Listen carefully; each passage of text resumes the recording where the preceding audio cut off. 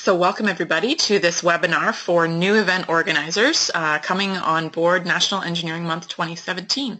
My name is Erica and I'm presenting this information on behalf of myself and my team member Becky. We are your main points of contact for support and coordination on National Engineering Month on the volunteer side. I am presenting this information on behalf as well of the National Engineering Month Ontario Steering Committee. So as the name implies, this is a national event. It goes on every March across Canada, and in Ontario it is a group of professional organizations that have a similar view on the fact that engineering and engineering technology should be better understood by the public and specifically by the next generation. We want to inspire young people to consider a career in the fields that we are working in. So who better than to tell those stories than the people who are actually studying or working in these fields?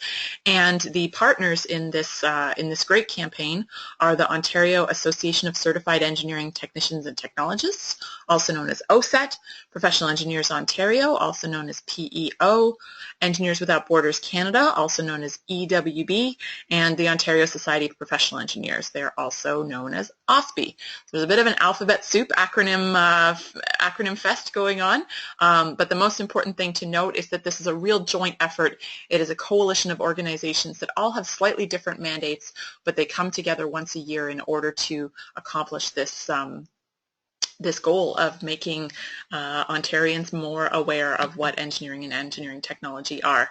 Just so you get a picture, this is me on the left, and that's my team member Becky on the right. We are both engineering grads. Myself, I'm a professional engineer involved with my PEO chapter as well. I've got about a decade of industry experience. Becky, the same way. And we go way back to a time when we both worked as camp counselors at an engineering camp. That's actually where we met, and so we have a lot of history and a real passion for inspiring young people to understand engineering and understand STEM in general, science, technology, engineering, and math. And we're really pleased to be partnering with all of you in order to make this campaign happen. So here's our agenda. It's a pretty packed one, so don't worry about absorbing everything. As I said, there will be these slides available afterwards, and you'll be able to rewatch the replay. We're going to do a quick look back at National Engineering Month 2016, and then look even a little further back to what's been going on in National Engineering Month Ontario in the recent past. Talk about our goals, our approach to messaging. If you haven't heard that word before, you will, and you'll become very familiar with it as a tool that we use in this campaign. And then some of the nitty-gritty around how to run an event. So we've got 3 different ways that you can apply for funding. One is called the NEM Fund, there's the Innovation Fund, and the Scale and Innovation Fund. So we will walk you through exactly what the differences are, what the requirements are for each of those pots of money, and you can decide if one or more than one of those options might be right for you for this campaign. Then in the backstretch, we're going to go through, try to go through it very quickly, some highlights from National Engineering Month 2016, just to give you a sense of what the campaign has been and what we hope it will continue to become, some of the things we're really proud of that we accomplished in the recent past, and how we could build on those. Then we'll get into some specifics, deadlines, what we need from you in order to move forward, and then we'll open up the lines and do some time for questions. So I'm going to just dive right into our agenda here. Looking back at National Engineering Month 2016, one of the key ways that we measure our impact and sort of gauge our success as far as the National Engineering Month campaign in Ontario is to look at the number of events.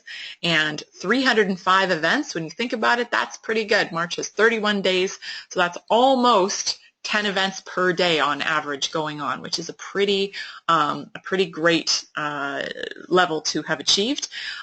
Even better than the idea of 305 events just being a lot is the fact that we managed to reach so many people.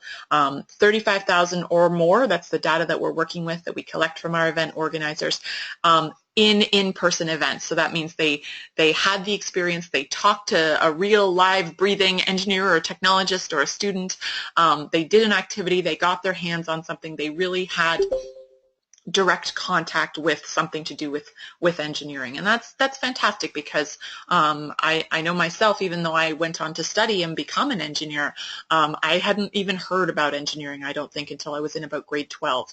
So anything we can do to expose young people to the ideas behind engineering and to the possibility that they might belong to this field, the better. So 35,000 in-person reach, not to say anything about our online reach. So 485,000 through our website and various social media platforms that we have, about 400,000 through our traditional print media, so that's mostly our professional magazines. And then last year we ventured bravely into the world of radio advertising. And so 5.8 million people got the idea, got the message that March is National Engineering Month. So we think that that's pretty cool.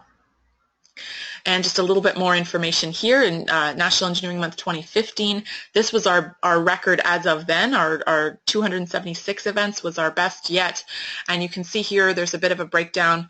The PEO chapters are contributing quite a few events.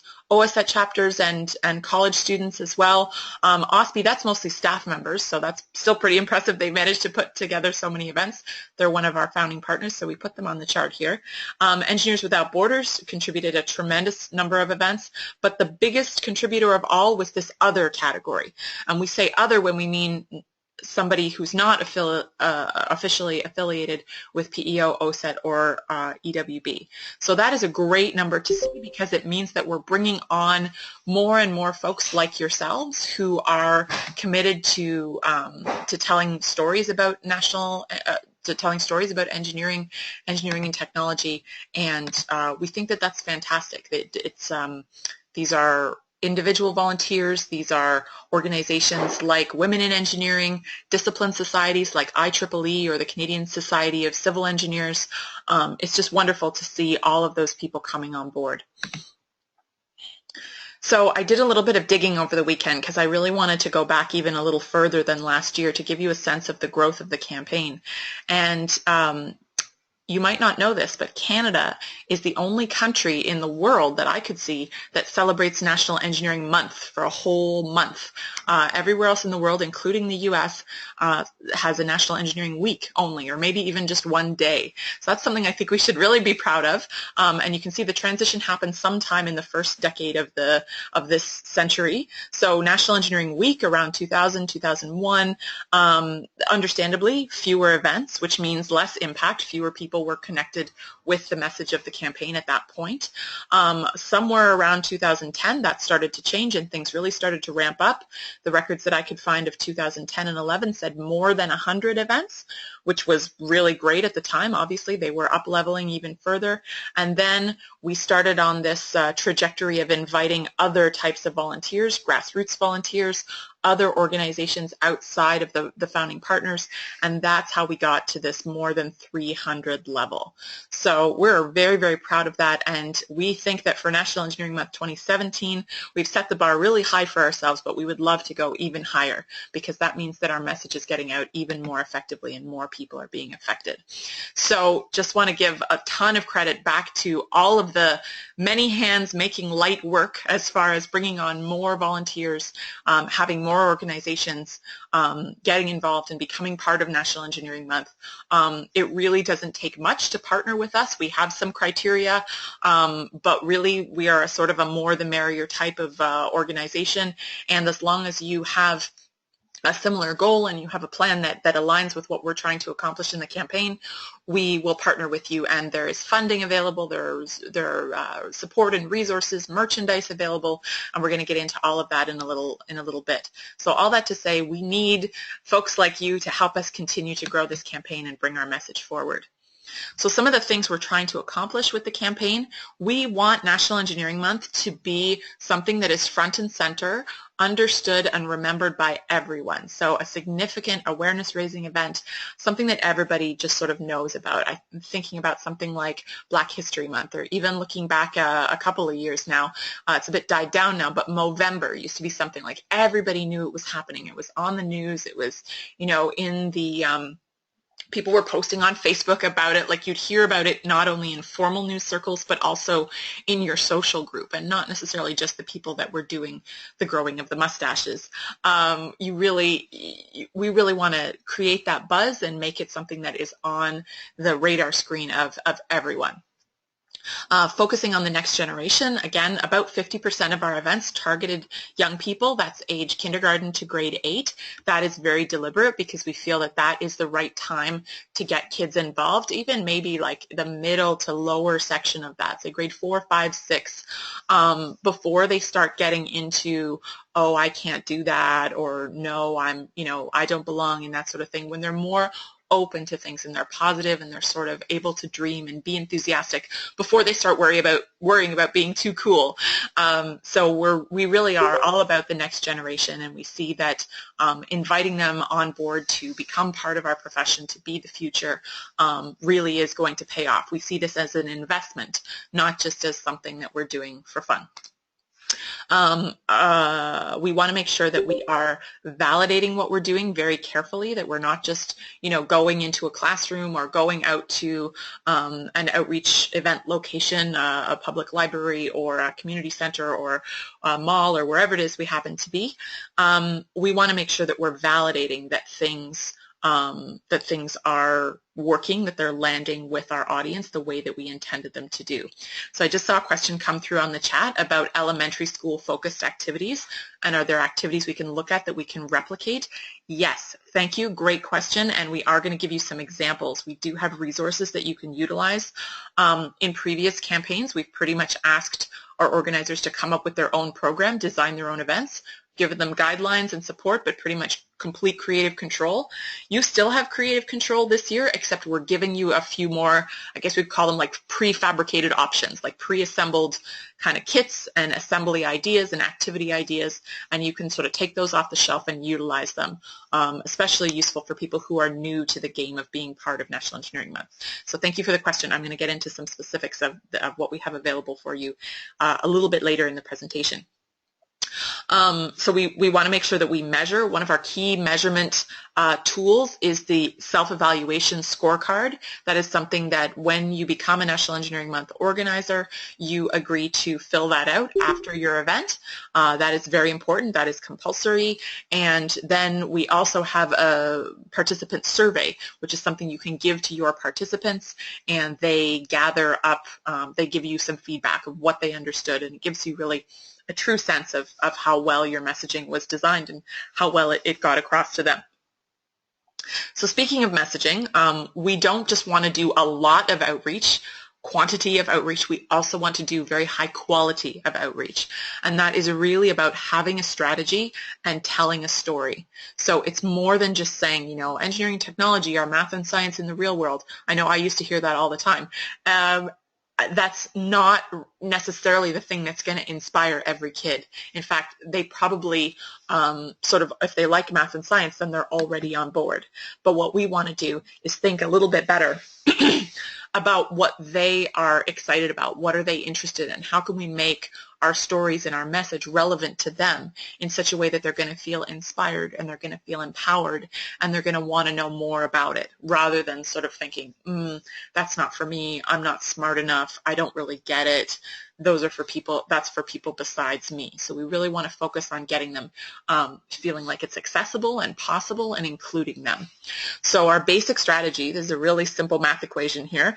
We have an activity, some kind of something that you're doing, whether it's a speaker series or a hands-on activity. We definitely recommend hands-on. That is really important. Giving them a chance to actually do something, and then adding on a message, giving them context. So something we see very often is a bridge building contest. So the kids get popsicle sticks and they get some glue and they get to make a bridge, and then sometimes they will break the bridge to see whose could withstand the most force. That's okay, but it doesn't really tell a bigger story. We want to think about who identifies, the design for the bridge. Who makes the decision about where the bridge gets built? What does it mean to the people living around this bridge? how is their life impacted afterwards? So I hope you see what I'm saying, that we don't want it to just be about an activity that is very technical and very focused.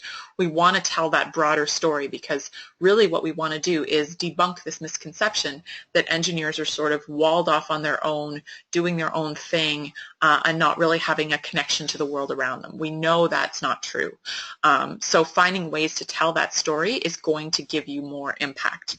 So design the activity, think about the message. Sometimes even you could think about the message first and then design the activity to match the message. That will give you the greatest impact. So we're going to give you some examples of how this works, but we just want you to get you thinking about that. So what are some current messages about engineering for youth? Sometimes, and I think I mentioned this earlier, you're good at math and science, therefore you should study engineering. Now that's not completely untrue, right? You do need to have those marks and you need to have those prerequisites to study these programs at university and college. However, engineering is not just about scientific aptitude. It's not just about math and science, because we didn't sign up to be mathematicians and scientists. There's nothing wrong with that. It's just a different thing than engineering. Engineering is fundamentally more connected to what is going on in the outside world. It is more about application and problem solving and getting feedback from people and finding out what works and finding out what doesn't. It is sometimes thought of as, engineers are the ones who drive trains, or sometimes they think, I get this a lot from kids, engineers build stuff. And again, it's not that that's never true. It is sometimes true. However, there is more to the story. So when we think about the way that, engineering is about math and science, right away you're probably excluding some of the kids that maybe aren't nuts about math and science class right now. That does not mean that they wouldn't be amazing at engineering. And there's maybe a longer conversation to have about our educational system, but right now really what we want to focus on is giving kids an understanding of the broader world and some of the cool stuff that we're up to out in the world as future engineers, engineering technicians, and technologists, as professionals. What are we up to? What are we passionate about? And who are we helping? And why does it matter? And how can we sort of unpack that in a better way? So this is maybe a little exercise for you to take offline at some point if you want to.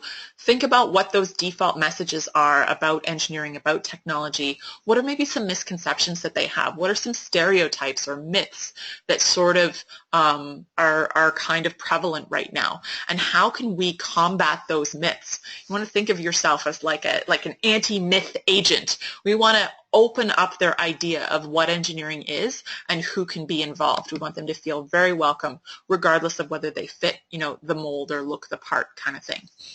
So you will hear us refer to messaging guidelines.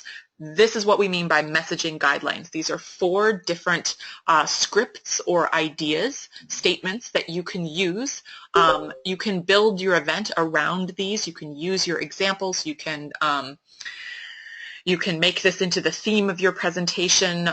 You can get your participants to do exercises along these lines. Really, it's up to you how exactly you utilize these messaging guidelines, but we really want you to put some thought into how you can get one of these messages or one or more of these messages across. So just a little bit of background. This is actually based on some research by the National Academy of Engineering, and they sort of had the same aha that we're having up here in Canada, and saying, the public really doesn't know, and young people really don't know what engineering is. If they have an idea of what it is, it might be inaccurate unless their family members happen to be engineers. But still, we want to do a better job of portraying engineering for the dynamic and varied and important and rewarding career option that it is. So how can we paint an appealing and authentic, very true version of engineering? And this is how they came up with. They ran these messages and a whole bunch of others by a whole bunch, tens of thousands of young people, and found out which ones were the most appealing. So these were the top 4, if you can imagine. These are the top 4 of thousands, the ones that won out. So here we go. I'll just go through them fairly quickly so that you get a sense of what we're getting at with each one.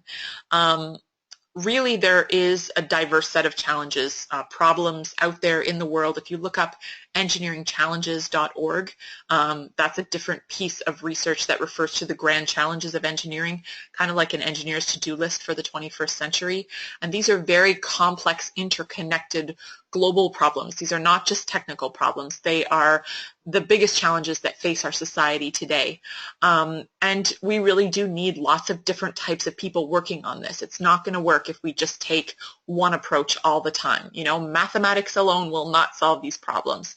And social scientists alone can't solve these problems. And politicians alone can't solve these problems. We really need to work together. And extending that concept a little bit, what if we had a whole bunch of different types of thinkers becoming engineers and technicians and technologists? You would have so much innovative capacity and ability to solve really tough problems that, you know, before we were just like, oh, okay, I can't take it any further than this. If you have someone else that's got that missing piece of the puzzle, another skill that maybe you don't have, it means you can go forward and you can do so much more. So this idea is actually so important that it is the theme of National Engineering Month campaign nationally. There is a place for you in engineering and technology. So we're really taking this other idea, something that maybe goes along with one of those default messages I was talking about in the previous slide about engineering being really hard, or you have to be super, super smart, you have to have super high marks, or you have to have, you know, a lot of sort of book smarts, to say, actually, you know, we need all different types of thinkers. We need some people that are good at testing things out. We need some people that are really creative and can come up with a million different ways to accomplish one specific task. We need other people that are great at communicating and reading people and selling an idea and getting it to move forward. And I'm sure that you have some examples from your own either student experience or your professional experience where a team was that much more successful because you had a diversity of people coming together. So we could be referring to gender, we could be referring to ethnic origin, we could be referring to so many different types of human diversity here, but basically what we really want to bring it back to is the fact that we need lots of different types of people, and we can leave our door open and be very welcoming to a diversity of thinkers for the good of the profession, not just because it's a nice idea, but also because that's where we need to go. That's what we need to do.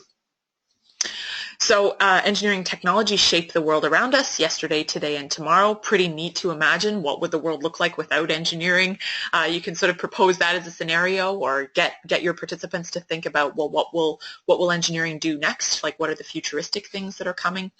Applying creativity and imagination to turn ideas into reality. So again, creativity and imagination, kind of going against some of the stereotypes that might exist around engineering and technology, and we want to be very emphatic about that, to say, you know what, it is fundamentally a creative profession, and it is about taking an idea. Everything in this room, everything, you know, in society that is manufactured was once somebody's idea, and it has to start somewhere, and you can be part of that process. And if we have different ideas, we'll make different stuff, and we can create a different world, and that's really quite special and powerful. And this last one here, it's pretty long, but I would boil it down to safety, health, and happiness. And we know that you know, safety is always a primary goal in anything that we do as engineers, as designers, as technicians and technologists. Health and happiness, this is really getting at the human element and saying, this is why it matters. This is how we're helping people, that we're not just doing these things. We're not building the things just to make ourselves happy, you know, just to amuse ourselves. We're actually doing it because we care about people. And so reframing engineering as a people profession, we think is a really great way to open up the doors and make people think differently about it. And that's not to say that we're going to undersell or pretend that it's all just talking to people all day, like there isn't any sort of tough technical stuff once in a while. But we do want to emphasize the why of engineering versus just the what. So I hope that that's a useful distinction for you all. We like this slide because sometimes it's really tempting for us as engineers or as technicians or technologists or engineering students to really want to explain all the detail, to show how much we know and how much of it we've grasped. Sometimes it's just such a victory to have understood something ourselves, and we think it's so cool. We want to go and we want to spew all that detail forward over our audience. They may not care. They really might not want that level of detail. In fact, that might actually put them off. So you want to be really careful to give them an appropriate level of detail that is going to make them feel good, that's going to make them feel excited and like, oh, okay, I get it. They can always ask you more questions if they want more detail. And sometimes I think this is a skill to really edit ourselves and streamline our explanations, make them nice and appropriate to the level of detail that's going to work for your audience. And sometimes that can be a challenge. So we think that, this is a nice argument to someone who might say, oh, but I have to give all of that information. I can't simplify my explanations. Well, actually you can. You just really have to challenge yourself on your own understanding of the concepts to understand how to explain it very simply. It's one of the sort of beautiful poetic things. So this is my last slide. I'm going to turn you over to Becky to give you some of the logistics. But now we've handled some of the big picture thinking ideas. We're going to switch gears and give you more of the details of what happens and how this all works together. So first of all, if you are online, and I'm guessing most of you are, on some sort of social media, LinkedIn for those who are the more the professional type, we have a group that we encourage you to join, and you can have some conversations back and forth with us and fellow organizers. We think that's a great idea, so please jump on LinkedIn, ask to join the group, and find us on any of these social media sites that you might use yourself, personally or professionally. Facebook, Twitter, and LinkedIn. Facebook, Twitter, and Instagram. Instagram is very popular with the young people, so we're doing our best to create a presence there as well. Please connect with us, and note this hashtag will be your best friend come January. This hashtag starts to totally blow up, and it's utilized all across the country, which is pretty cool, and you can start to see all of the things that are happening and get a glimpse into other people's events and what they're doing and thinking and stuff. So that is where we are online. And oops, I sort of skipped over this part up here. This is our website. So this website is your friend. We use this to communicate with internal audiences, meaning yourselves, our group of volunteer organizers. And then later we sort of switch and we use it to communicate with a broader public and youth audience. So bookmark this or do whatever you need to be able to get to it easily, and make sure that you look back there. There's actually some really good history on our blog as well that you can look at, and we think those articles are pretty interesting, and we encourage you to take a look and share them around and let us know what you think. Over to you, Becky. Thanks, Erica. Hi, everybody. Becky here. So as Erica mentioned, I'm going to take you through some of the logistics around applying for and how to run a NEM 2017 event, and I'll do my best to talk simply and in the spirit of Albert Einstein. So this first slide is just an overview of the 3 different ways that we have available this year to propose an event. So you can see that there's the NEM Fund, the Innovation Fund, and the Scale and Event Fund. So these are all found if you connect through our website. The link is there. And I'm going to take a few minutes to go through each one of these different types of funds to give you an idea what it means, so that you can understand which type of an event you would be interested in.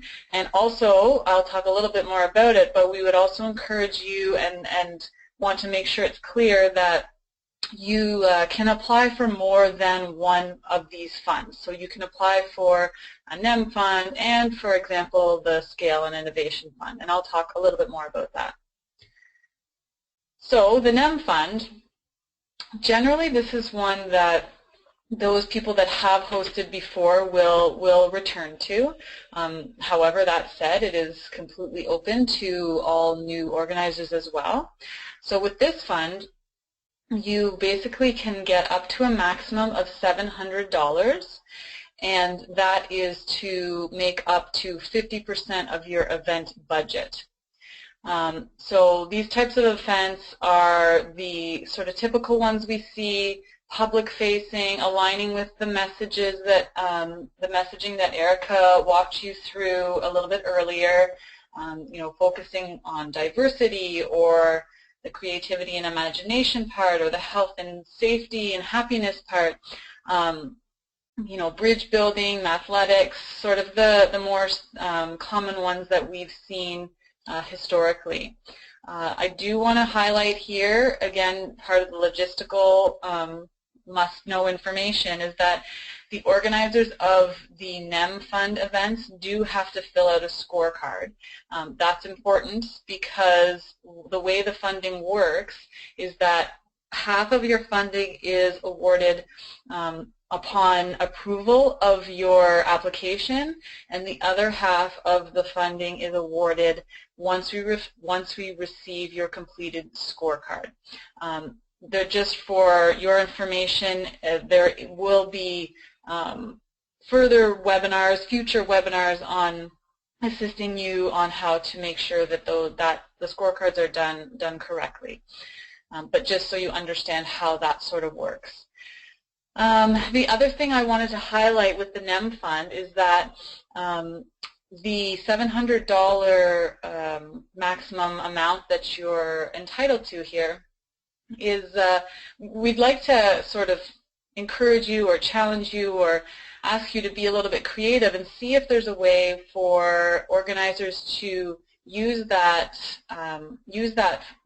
budget to run multiple events. So this is one of the ways that we are looking to go up from our 2016 number of 305 by taking things and being able to multiply them to run maybe 2 events this year, or 3 or 4 if you're up to it.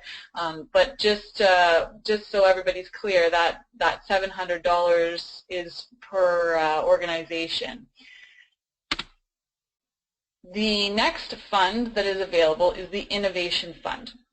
So this is for basically new ideas, so new events, new outreach opportunities, innovations, things that haven't been done before. So these types of events have to meet one of the listed criteria here. So a global or societal focus, something that maybe is a collaboration between organizations, something with a focus on public space engagement tools, or emerging or underrepresented disciplines. I'm going to show you a few examples or ideas just to sort of spark your imagination on what that could look like. But it's important to note here that with this fund there is no specific funding cap. The previous NEM fund has the $700 maximum, but in this case, if there is sufficient justification for what you're presenting, then there's a chance that the money is there that we can support it.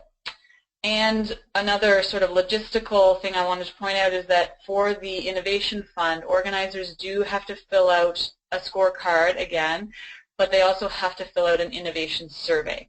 There's some more detailed information about innovation funds online, so you can refer to that.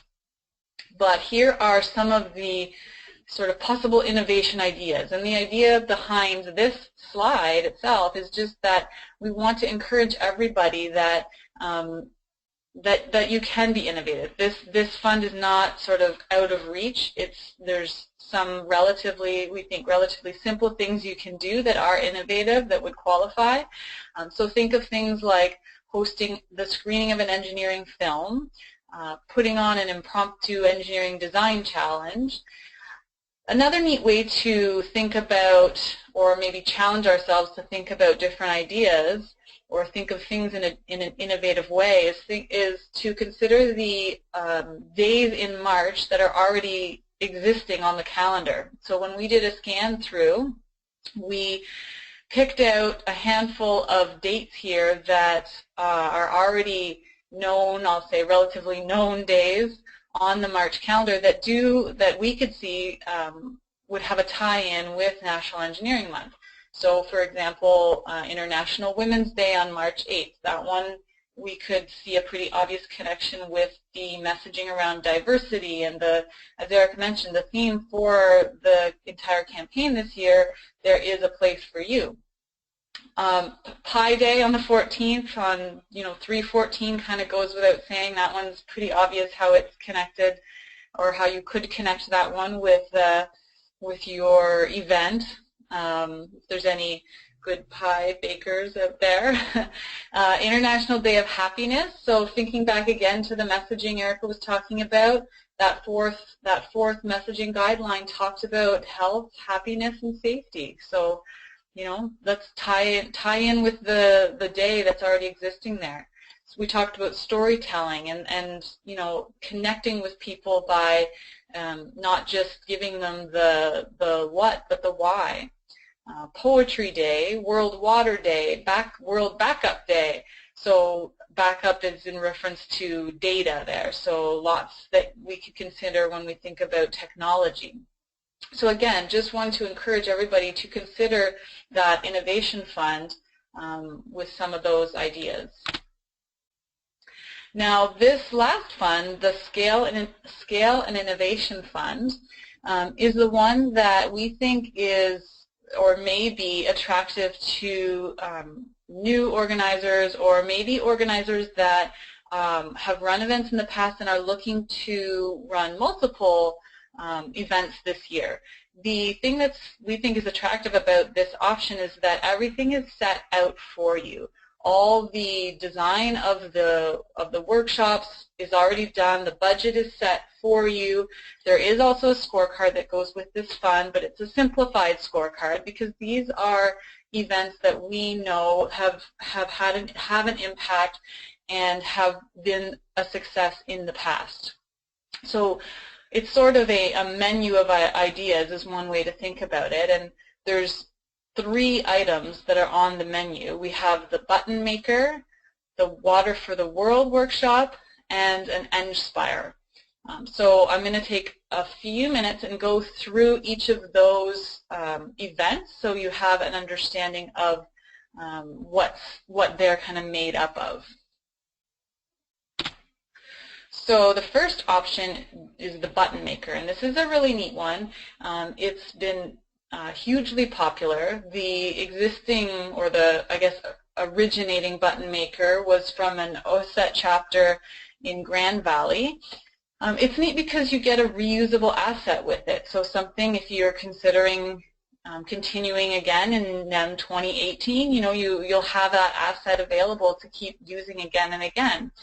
It's hugely successful. There's lineups for it. The kids love it. They get something that they can take away. They can put it on their backpacks, on their jackets. It's March. They're still probably wearing their winter jackets here.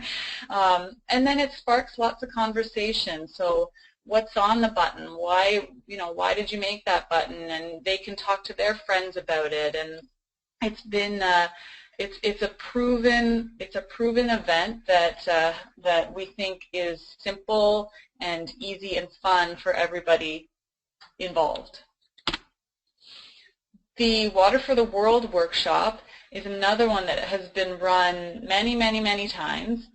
It was originated by the Engineers Without Borders Toronto Pro chapter, and one of the elements that makes this one a success is that it's really interactive. So essentially, kids are designing filters to clean dirty water. But the neat thing is that there's all kinds of other links to learning built in there. So there's some links to community health, literacy, poverty, and so there's lots of sort of connecting that can be done. And we've just seen basically that over the hundreds or even thousands of times that this workshop has been run, that it's really engaging. So again, a really nice one that it's designed for you, it's ready to go, and it could be something that and will be a success wherever you're going to use it. And then the last one is the Engspire, the Youth Connect Engspire workshop. So this was one that was developed by a woman named Rosemary Almond. So what she did is, and over the last few years, has made up a new workshop each year. And it's representing sort of underrepresented or the emerging disciplines. And if you remember, that was one of the criteria that I talked about with the Innovation Fund. So there was some really nice connection there with the messaging we're looking for. Enspire is deeply connected with Girl Guides, so they have lots of demand. They've trialed these workshops over and over and over again. People are always coming back for more. They have tons of positive feedback on the existing workshops they have. So I'm just going to show you. Oh, this is so. Again, just to highlight, these are proven programs. They're basically a good way to think of them is sort of like a kit. So, you know, you get the materials, you get the training, the support is available online, and budget's already set for you, so you know what you're getting into. It's nice and simple. And this is a kind of just an overview of the workshops that they do already have available. So there's a Mission to Mars workshop, and Don't Wake Mom, Crazy Contraptions, and the workshop that is newly developed for this current year is called Engineer This. And that one's kind of neat because it focuses in on all different types of engineering: chemical, electrical, materials, mechanical, so a lot of diversity there. Now, what Enspire is doing is kind of offering you two options. So within this menu item, there's two options. So, and they're sort of like scenarios. So the first scenario is to consider is if you are an organizer who has your own participants already, so maybe a teacher or a youth leader or you're an EIR, then you can have your choice of any of those 4 workshop programs. You have the option to order the kit with all the materials available to you, and there's YouTube videos with all the support for training. The second option is if you're somebody who's interested in presenting one of those workshop programs, but you don't have an audience, you don't have anyone to present to, then Enspire can connect you to a local Girl Guide or Scout group, so they can get your audience for you and get you the kit. So they've done all the work for you. The only sort of exception with option 2 is that if that was the option you're interested in, you can only do this year's program, which is Engineer This. And the reason for that is they tend to have repeat Girl Guide and Scout groups. So they're coming back year after year asking to do the Enspire programs, and they don't want, Enspire doesn't want to present them the same program they may have run in a previous year. So they're limiting that option to just this year's program, the Engineer This program. So again, just to kind of sum it up and make sure everybody is crystal clear on how to propose an event, I'll take you back to our website, a view of our website screen here, the page, I guess, the propose an event. So you have the 3 options: the NEM fund, the innovation fund, or the scale and innovation fund. So all you have to do is click the apply here buttons down at the bottom of whichever of those you would like to apply to, and I'll reiterate that you don't have to just pick one. If you feel that you are capable of doing multiple types of, and you want to apply for multiple types of funds, then we would encourage you to do that. However, that said, I do want to make sure that you are considering your own time and resources and not biting off more than you can chew, because we want to set you up for success. So with that, I'm going to let Erica do a little wrap-up here and a little bit of bragging with some of the successes of 2016. Thanks, Becky. We do like to be, we're very proud of what we've accomplished, i.e. what all of our volunteers have accomplished. We can't take credit, obviously. It's a partnership, and it's great to work with everyone to make National Engineering Month happen. However, we think it's also important for you to understand a little bit of what has gone on in the campaign previously, especially if you're interested in innovation funding. You're going to need to know what you're innovating from, like what what is the difference that you're creating. So first of all, just a little bit of a breakdown by organizer. The Ontario Society of Professional Engineers put together a fantastic talk called Tower Talks that had the original engineers, architects, and builders from the CN Tower. So stories from back in the late 70s when they were putting together, going through all the steps of doing what was at the time a completely unprecedented structural feat. Really interesting to hear their stories and some of the human elements of it as well. And then there was this Rube Goldberg machine built by some members of the Ontario engineering societies from several different schools, and then they have a Raptors a social at the Raptors game that's very nice for GTA folks. Check out the hashtag An Engineer Was Here. You'll see some of the cool stuff, very aligned with what we're doing in National Engineering Month as well, to educate the public on what engineering is up to. Shout out to all of the PEO chapters that participated. There were actually 29 of their 36 chapters got involved, so very good showing by the PEO chapters. 59 events total it actually ended up being, and one of them was the Engineering Idol competition. So this is sort of a spin on the Pop Idol or American Idol kind of idea, you know, sort of really getting excited about people's ability to sing. Well, what about people's ability to engineer, and putting that into sort of a gamified competition? That's sort of the idea there, to say, you know, engineers are rock stars too, and they put out a different challenge every year, and they get high school students to compete with their solutions, and at times some of those solutions are so impressive they have actually gotten commercial interest in making some of their designs happen. So that's just gives you an idea of the great job that they're doing with the Engineering Idol. So last year was their 9th annual design competition on prosthetic devices. They always choose a different theme, and they do a great job of accentuating that field of engineering or that particular industry. And this year they've already put in their funding application for 2017, but they don't want us to say what the theme is. They're going to do a big reveal later on in the year. So that's pretty exciting. Another PEO type event of note is the Engineering Innovations Forum. That is just one of many different things that the PEO chapters got up to. There it's the complete list of PEO chapters. So it's great job, and each of these names on this list represents a team of people that work together for months in order to make their events. Anywhere from 1 event to 14 events was what the highest number of events that one chapter organized. And you can see there are some great photos available online. Look for that hashtag NEM 2017 to have a look at what's going on.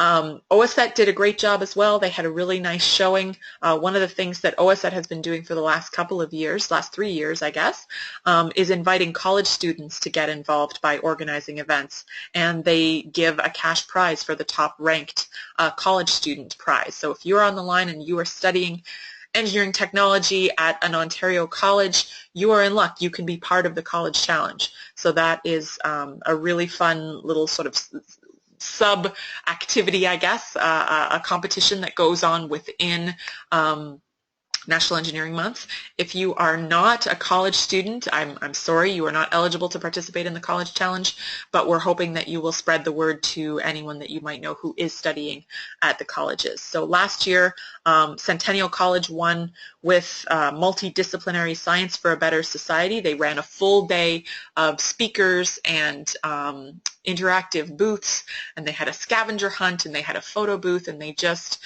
really outdid themselves and put on a fantastic experience for a couple of hundred people on campus at their school. So well-deserved victory, although there were many really good events that came out of the College Challenge. Here's one that was at Lambton College this year, an impromptu design challenge that had these high school students putting together, I believe this was a generator, generating electricity with magnets.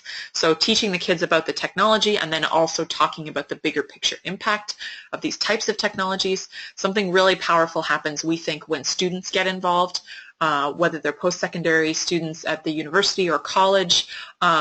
they are really great near peers, especially when they get talking to high school students. They can sort of really inspire and bring across a message in a way that's very effective and very powerful. So we mentioned Water for the World. As Becky said, that's a really well-designed event. It really inspires people. It gives the kids a sense not only about water filtration, but about the why it matters, the impact that it has on society. And they reached nearly 100 classes. I think it was 80 some classes during National Engineering Month 2016. So they'll be firing it up again this year, and that is one of the scale and innovation options. If you want to get involved, you can deliver your own Water for the World workshop. They have all of the instructions, everything available to do so. So some of the Engineers Without Borders chapters that came on board last year, they did a great job. Engineers Without Borders Carleton was a great example. They pulled together some high school students to have a conference called the Global Engineering Youth Summit, talking about engineering in a sort of a broad societal way, in a very international way, to sort of maybe shed some stereotypes and give everyone a sense of what impact was possible when applying these engineering concepts in a new way. And then there was the team at University of Ottawa that did an event called Design for Change. So again, very forward-looking, very innovative. EWB always does a great job.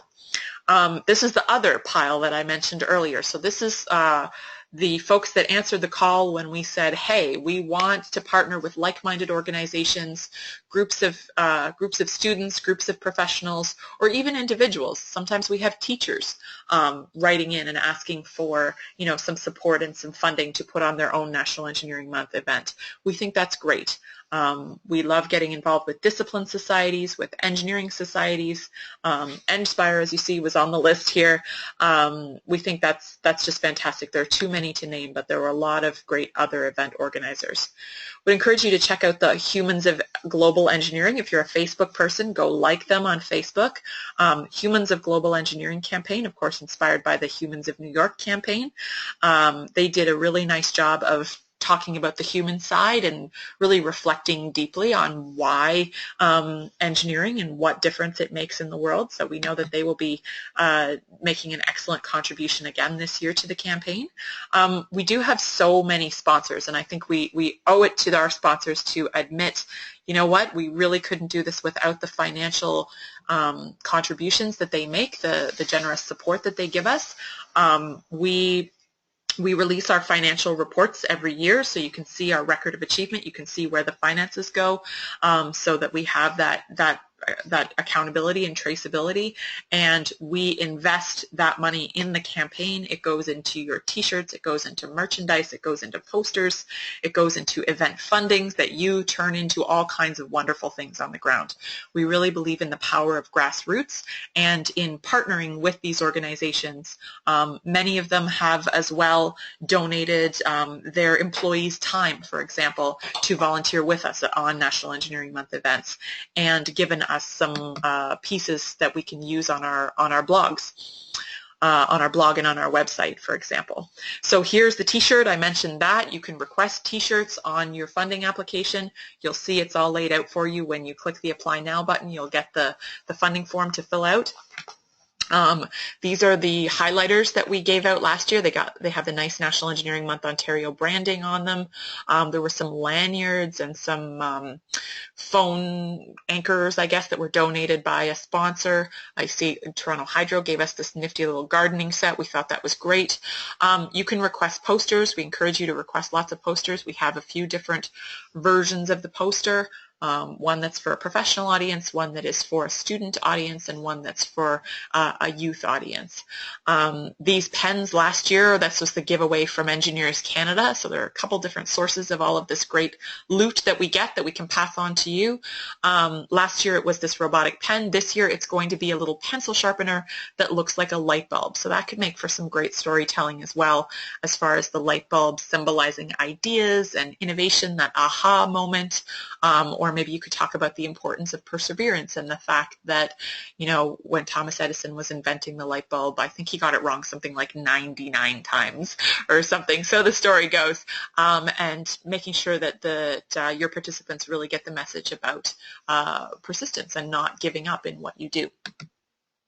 So we had really good sponsor engagement. If you are working for a company that might like to be a sponsor, please let us know, and we will connect you with our fantastic sponsorship team, who can explain to them some of the benefits of becoming National Engineering Month sponsors. For what it's worth, lots of our sponsors keep coming back year after year after year. So clearly they believe in the campaign and they think it's a good thing, and it does a lot to get their name out there, along with this new, brighter, more inspiring version of engineering and technology that we're portraying through our messaging and our strategy. This is just another sort of heads up and FYI is that our blog is full of spotlights that are sort of specific examples of the people that are behind the stuff that is out there in society as far as engineering and technology. So this woman here, Vim by Brenda, she works in manufacturing. I believe she works for the company that owns Cadbury, so making candy and chocolate happen. So that's definitely connected to our happiness quotient, at least a short-term happiness thing. She's a really lovely example of someone who, you know, sees that bigger picture and is is a great role model. And here we have Paul on the right-hand side, and I think he won some sort of award for what he did in his job at a Canadian company called Mother Parkers. They're coming up with a sustainable version of the single serve coffee pod, which, as you know, is just, they've gotten so popular recently and they're a bit of an environmental disaster.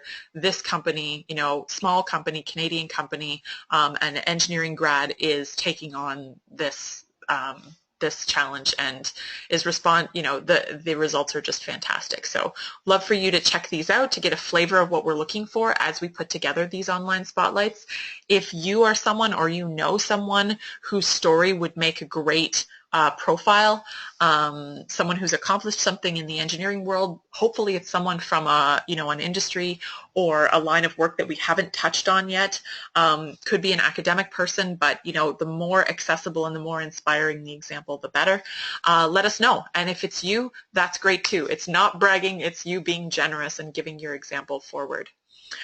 Students can get involved as well. As some of you might know, the engineering rite of passage, the Iron Ring, a lot of those events, those Iron Ring ceremonies tend to happen in March, which is perfect. Hashtag Iron Ring is a really fun place to look. As of March, you see lots of smiling faces, lots of pride, lots of relief, no doubt, at graduating. And we got two of our engineering grads, Nick and Matthew, both wrote excellent pieces, very thoughtful about the vision that they have for their engineering career and how that's going to take off in the future. So again, very much these faces, this optimism, this energy, and this sort of plan for the future is definitely what we want to do. We want to spotlight more of. So if you are someone who's going to get your Iron Ring, or you know someone who is, let us know. And I should mention as well that we have not been able to track down any college student who's getting their technology ring yet. The technicians and technologists have their own ring. It's a little bit wider, and I think it's very pretty. It's got some maple leaves on it and some hash marks. If you are someone who's going to get a technology ring or knows someone who is going to, we would love to hear from you and get one of your reflections as well for the website. Something that happened recently is that teachers are starting to take note of National Engineering Month. This was one of the teachers that wrote to us and asked for some funding and support. We gave it to her. We sent her that poster. She did all the rest. She really put together a very thoughtful display of different books that are great to explain engineering and engineering-related topics to kids. And then she put a whole program together throughout March, including one event that we funded. So really amazing to see teachers taking note. If you know a teacher or you are a teacher who might want to do something like this, definitely encourage that as well, because that's great access to young people and the ability to really inspire them. Another thing we encouraged our organizers to do was to look for ways to get your message to go further. So you tweeting something, or you writing something, or you telling 10 of your friends, that is one way to go. That's great. But what if you could give your message to someone who's got a bigger platform, someone who, for example, is on the nightly local news, like this Thunder Bay News Hour anchor came and saw this event that this PEO chapter was putting on, and they interviewed a couple of the participants, and they interviewed the organizer, and he did an amazing job of explaining in very concise, clear terms what our goal was, what our message was, and a whole bunch of people saw that and continue to see it because it's on YouTube. So huge win. This is the first year that we've had anything like the degree of success that we had in 2016, and we hope that you'll be excited by this, and we'll look for ways maybe to top what happened last year even, and to keep that momentum going. This was a win, another win in the media column for the University of Ottawa chapter of Engineers Without Borders. They were doing a civic engagement type sort of looking at traffic and looking at the way that the design of the road and public spaces really affects people's experience of driving around the city. And Annie, one of the organizers, got herself on the morning show at the local CBC station. So fantastic example. And again, these folks, they weren't shy. They contacted their local media, and they got their event, which maybe would have reached, I don't know, 30, 40, 50, 80 people in the room, to reach a much broader audience. And we think that that's just fantastic. So starting to wind down here, just more and more happy faces. Like I said, that hashtag is a great place to be. It's really fun to watch, and we encourage you to share and retweet some of that information. Each of these photos has a story that goes along with it, but I think that we probably need to wrap up. You get the idea. There's lots of encouraging and inspiring stuff that goes on. Here are some students wearing the National Engineering Month t-shirt very proudly from last year. It's a different color every year, so you have the option to order t-shirts on your funding application. You'll see that is all laid out for you. And this guy here, this is a Toronto councillor, Norm Kelly. He just got really into National Engineering Month that last year. He started showing up at a couple of different events and started tweeting and retweeting things for us. This is a group of Humber College students teaching kids about green technologies, renewable technologies, and these are some engineering technology students from St. Lawrence, not actual zombies, do note, but they got right into character and they dressed right up. In the event of a zombie attack, they had their participants put together some prosthetics and sort of said, you know, what would you do if zombies attacked and you needed to replace a limb? So a very playful, fun way to introduce biomedical engineering and the theme of prosthetics. So this is just a little bit of a snapshot of some of the cool stuff that went on in the campaign. I think I might have mentioned already, we don't know how many organizers come together, how many volunteers. We think it's somewhere between 1,200 and 1,600 people based on the data that we collected last year. We would like to get a better idea of how many people it is, but we know it's a lot, and they are all fueled by that passion and wanting to give back and inspire and open doors and open minds. So we're here to help you do that, and we're not going to tell you exactly what to do, but we are going to help you figure out your ideas and support you in making what you want to happen, and it's going to be great. So I'm going to leave you with one final thought here, I guess. This is a guest post that was put together by Mary Wells last year. By the way, if you know someone who wants to write a guest post, we would welcome that as well. We're always looking for material for our blog and our website, and it gets a pretty decent number of hits per day, especially from January to April. That's sort of our most busy time. So she told a story. Mary Wells is she's the chair of the Ontario Network of Professional Engineering, and she is also an engineering professor at the University of Waterloo. So she told us a little bit about her experience. And back in the day, this dates back just about 10 years, 2007, the first year class was 15% female. So of all the engineering students coming into the program, 15% of them were female. Fast forward a couple of years, actually 9 years or so, and you'll see that all of these different little brackets here represent additional programs that they did. So they had Go Eng Girl dating back from 2005 onward, but then they started adding in other things. So something, the Girls Club Junior, and then adding on a continuing Go Eng Girl, extending it into high school, adding on Go Code Girl, just doing more outreach. And, fast forward 9 years later, the first year class is 28% female, and that is one of the best averages, the highest averages in all of Canada, actually. So what can we learn from this? I mean, you might be saying, well, does that actually mean, maybe everyone was doing better. Maybe that wasn't something unique to Waterloo. But when you look at the data and you benchmark it, it actually was. See the purple bar here, stepping up head and shoulders above the rest of Ontario and Canada. So not only is this exciting for the women in engineering community and people who are really focused on that, it's also exciting in a broader sense, I believe, because it says that what outreach does really changes things. It can move the needle. It does do a great job of shifting people's perceptions and possibly altering the course of their lives. I guess I don't want to be too melodramatic about it, but we are really affecting real change. And so don't just think that this is something that you're doing just for yourself. You are part of a bigger picture here, and we think that that's pretty exciting. So no one is shouldering all of the responsibility. We're all working together, and you have these three options. If you remember nothing else from today's presentation, please take this away. This website, this page right now is your best friend. It gives you all three of these portals, and if you click on any one of these buttons, it will download the application for you.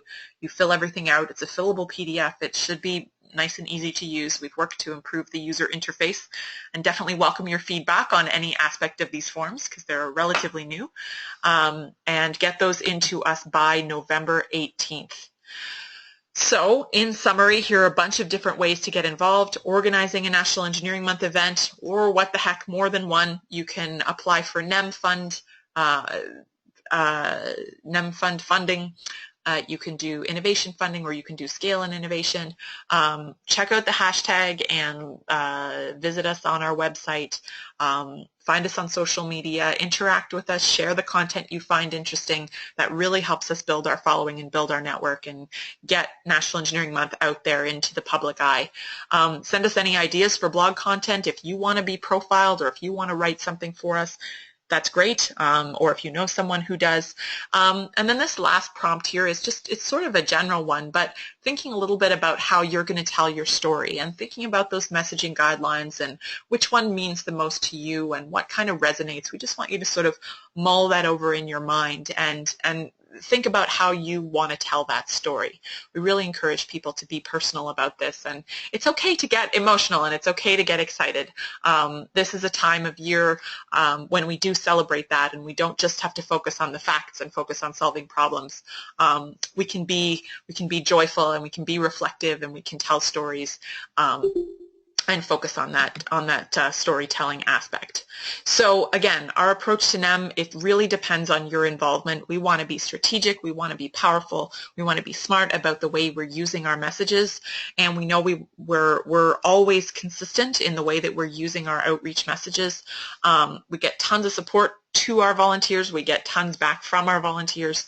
We want to transform the public perception and inspire the next generation. We really believe that grassroots is the way to go here. There is a certain degree of inward thinking, professionals talking to each other, students talking to each other during National Engineering Month, but really the focus is and has been outward on the general public. So here are your next steps. We need your applications, should you choose to apply for any one of those buckets of funding, by November 18th. That is the deadline, so go mark it on your calendar right now. Make sure we have it before that deadline. The funding decisions will be made and then communicated to you, so you'll know that things are approved in December. And as soon as you get that okay, that can let you, start your preparations. You can, you'll be getting reimbursed for your out-of-pocket expenses.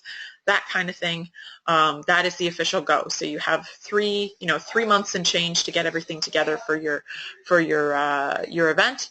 Your first round of funding will be distributed in January, and depending on what type of organization you are, you're probably receiving a check. Some of you may be receiving a bank transfer into your account. Just depends which type of organization you are. We'll get into that later.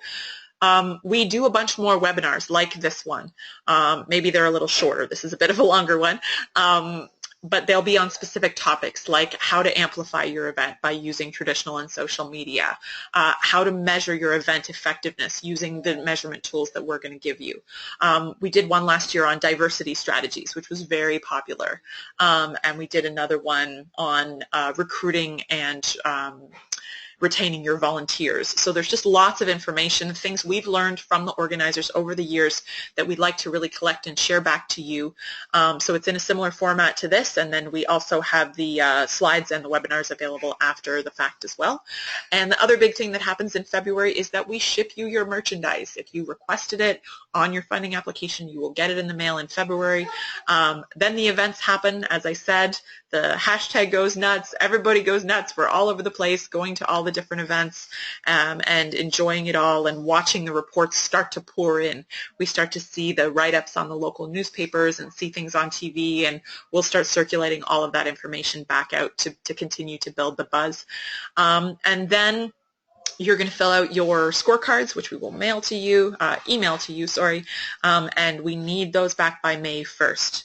So maybe, maybe mark both dates in your calendar. November 18th is the one most important date, and May 1st is the other second most important date, to make sure that you are aware of both of those.